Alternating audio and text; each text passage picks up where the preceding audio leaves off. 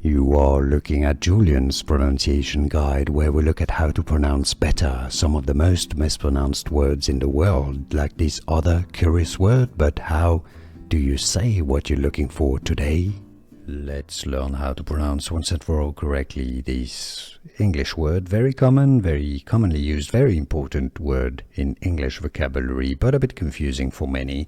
It's actually pretty straightforward once you know. Let's break it down. The British English pronunciation: forehead. For.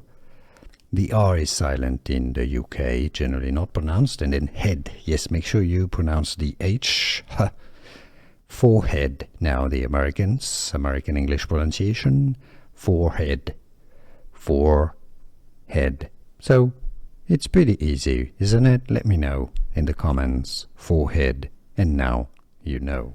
Here are more videos on how to pronounce more confusing words and names too many mispronounced. Like this video if you found it useful. I appreciate your support. I'll see you soon and thanks for watching.